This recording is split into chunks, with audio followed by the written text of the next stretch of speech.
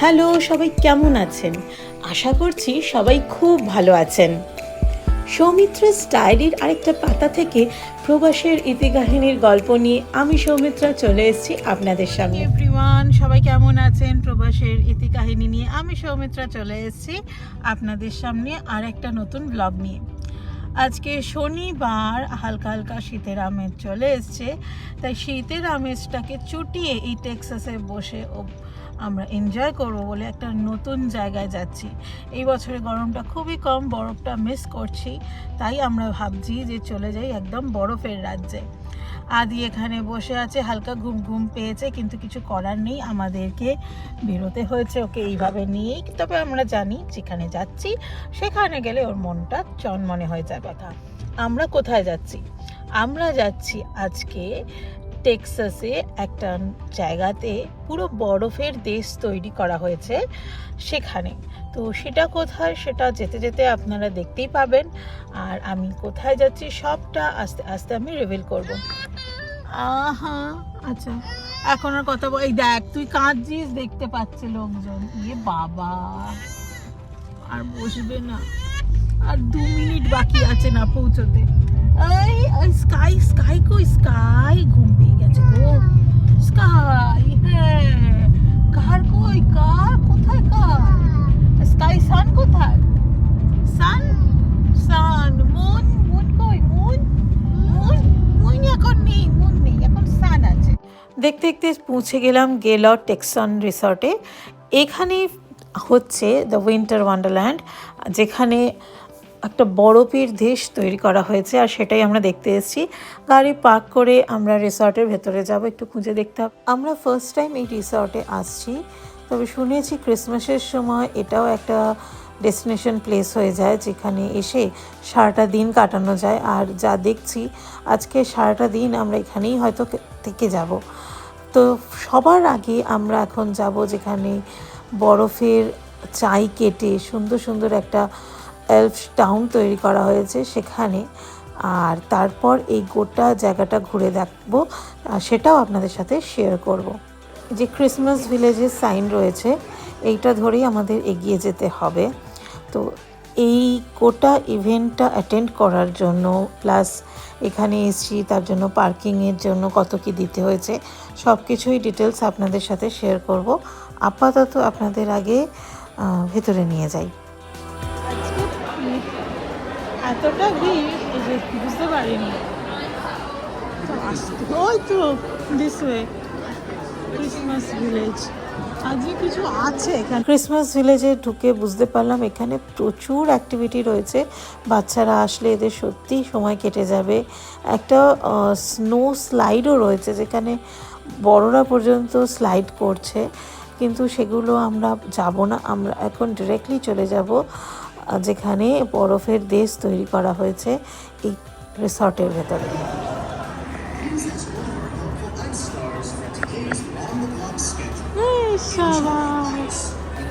এবার তুমি এখানে 75 মিনিট যতক্ষণ ইচ্ছে থাকো। গেলট টেক্সান রিসর্টে, যেখানে আমরা আজকে এক্সপিরিয়েন্স করব আইস, দ্য ওয়ান্ডারল্যান্ড।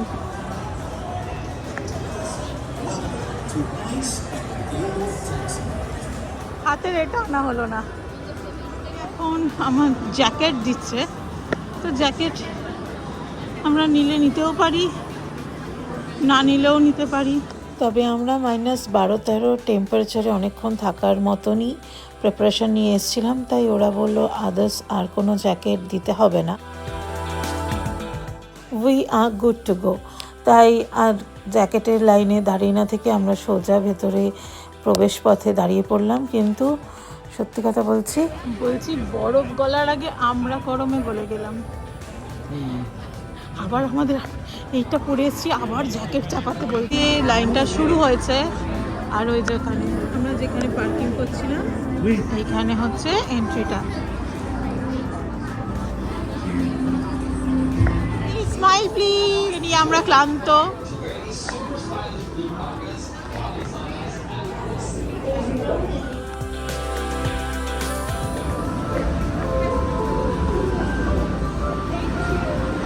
প্রচণ্ড ঠান্ডা এখানে। হাত ফাত কেঁপে যাচ্ছে। সুমন করা গেল দেখি, ফুল সবটা পুরো আইস দিয়ে তৈরি, আর গলছেও না। এই গোটা প্রদর্শনীটা তৈরি করতে প্রায় 900 টনের মতো বরফ কেটে এই স্কাল্পচারগুলো তৈরি করা হয়েছে। হ্যাঁ, বরফের চেয়ার, শুধু ভিজবে না। হ্যাঁ, উপরটা কাঠ, এখানটা ফুল বরফ।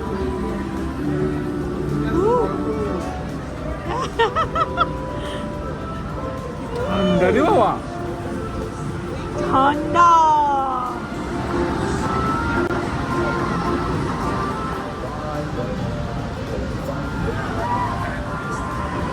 ভেতরে ঢুকেই যা দেখলাম তাতে আমরা অভিভূত হয়ে পড়েছি। না জানি ভেতরে আরও যত যাব কত কি জিনিস দেখার হবে, আরও কত কি দেখার আছে, সেটাই ভাবছি। তো এখানে কতক্ষণ থাকবো জানি না, তবে 2 ঘন্টা আরামসে এখানে নাকি থাকা যাবে। বাট আমরা জানি না আদিকে নিয়ে কতক্ষণ থাকতে পারবো, তাই যতটা পারছি লাইনের সাথে এগোচ্ছি। আর যা যা দেখছি আপনারা তো দেখতেই পাচ্ছেন, আমি খুব একটা এডিট করিনি, যা without any edit, without any voice over আমি চেষ্টা করছি সব কিছুই আপনাদের সামনে তুলে ধরতে।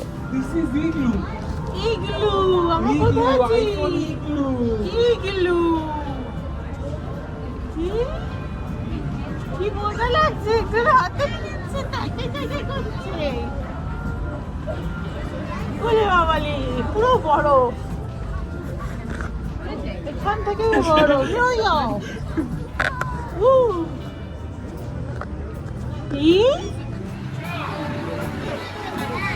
হ্যালো স্যার, আপনি কোথায় যাচ্ছেন? এগুলো কি এগুলো বাবা? বুটু, সব বুটু। দুর্দান্ত দুর্দান্ত, দারুণ এক্সপিরিয়েন্স হচ্ছে। মানে ছবিতে তো একটা দিকও দেখা, ফুল ডে আজকে এখানে। এই দেখ,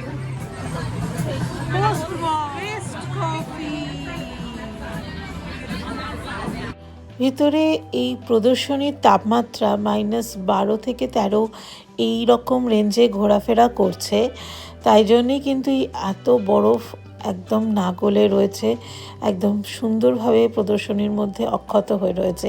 এত মানুষের আনাগোনা হচ্ছে, কিন্তু একটুকু বরফ আমি গলতে দেখিনি। এখানে বিভিন্ন জায়গায় প্রচুর পরিমাণে ফটো অপস রয়েছে, যেখানে প্রচুর প্রচুর প্রচুর ফটো তোলা যাচ্ছে। আমরাও ফটো তোলা থেকে বাদ যাইনি, সবাই যেখানে এখানে ফটো তুলছে আমরাও সেখানে চলে গেছি, সুন্দর করে ফটো তুলেছি, ভিডিও করেছি। লিটারেলি গোটা এরিয়াটা আমরা খুব এনজয় করেছি। মানে এই প্রদর্শনীতে এসে প্রথমবার এরকম বরফের স্ট্রাকচারস আমরা দেখছি, আর সমস্ত কিছু হাতে খোদাই করা। তো সেই জিনিসগুলো দেখতে দেখতে অভিভূত হয়ে যাচ্ছি।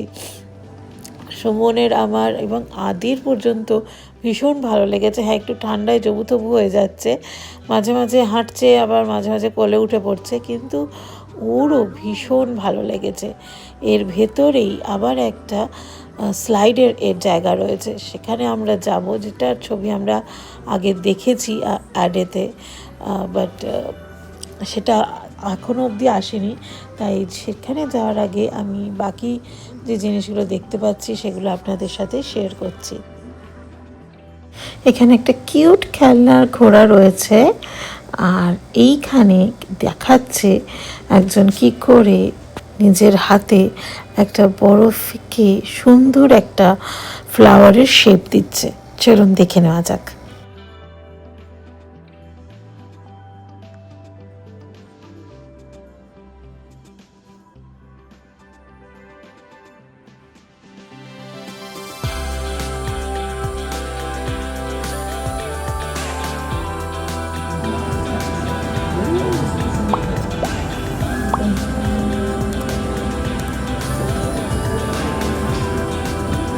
What are you making? Can you show this?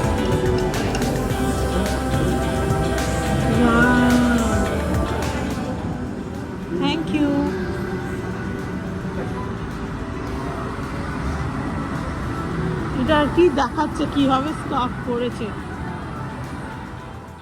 এবার চলে এলাম সব থেকে ইন্টারেস্টিং জায়গায়, বরফের তৈরি স্লাইড।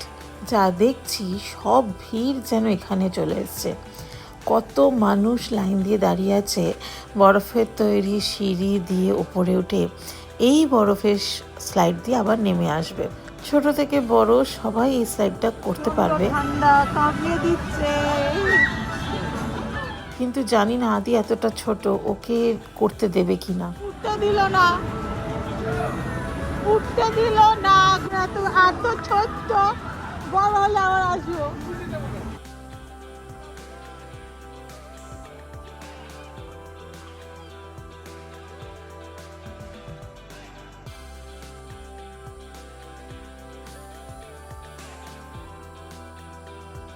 সত্যি যেদিকেই তাকাচ্ছি সেদিকেই বরফের তৈরি আশ্চর্যকর প্রদর্শনী। এত সুন্দর একটা জায়গায় এসে মন ভালো হবে না, এটা হয় কখনো?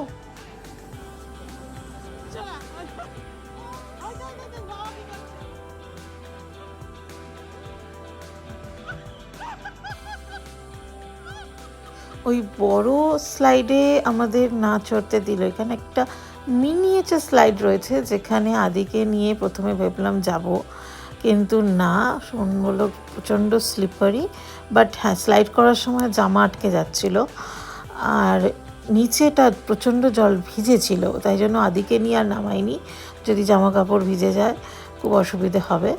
তাই যা মনে হচ্ছে অলমোস্ট শেষের দিকে চলে এসেছি। আর একটুখানি জায়গা আছে, এখানে সান্টা ক্লজ রয়েছে, তার স্লেজ গাড়ি রয়েছে। এই সমস্ত কিছু দেখে এবার মনে হচ্ছে বেরিয়ে যেতে হবে, অলমোস্ট শেষের মুখে। তো এই গোটা প্রদর্শনীর একটা আলাদা টিকিট কাটতে হয়েছিল।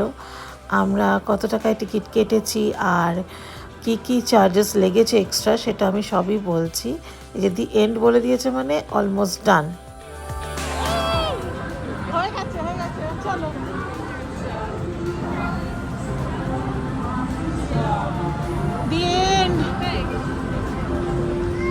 আর ক্যামেরা বন্ধ করছি না, হাত বের করতে পারছি না। বাবা এখনো, ও মাই গড।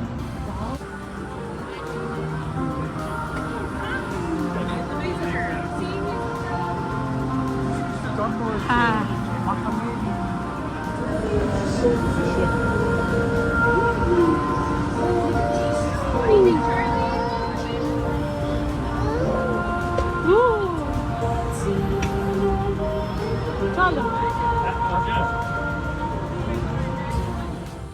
আইসের প্রদর্শনী শেষে আমরা বেরিয়ে এলাম গিফট শপের এখানে। এখানে এত সুন্দর সুন্দর জিনিস রয়েছে, কিন্তু হ্যাঁ, দামগুলো একটু বেশি। এখানে এত সুন্দর সুন্দর কালেকশন রয়েছে, বিভিন্ন ধরনের শো পিস, তার সাথে সাথে ক্রিসমাস ট্রি ডেকোরেশন, কিন্তু সেগুলোর দাম আমার একটু বেশিই লেগেছে, কারণ obviously it's in a resort, আর এখানে দাম বেশি হওয়াটাই স্বাভাবিক। বাট ওকে, আমরা এখানটা একটু ঘুরে দেখে নিয়ে আমরা বেরিয়ে গেলাম, যেখানে আরও অনেক কিছু রয়েছে। তবে আজকে যে ব্লগটা আমি আপলোড করছি সেটা ফুল নয়, এখনও গেলট টেক্সটাইলসের ভেতরে অনেক কিছু দেখার জিনিস রয়েছে ক্রিসমাস স্পেশাল, সেটা আমি নেক্সট ব্লগে আপনাদের সাথে শেয়ার করব। তাই পাশে থাকবেন, আর খুব শিগগিরই আমি নেক্সট ব্লগটা আপলোড করছি।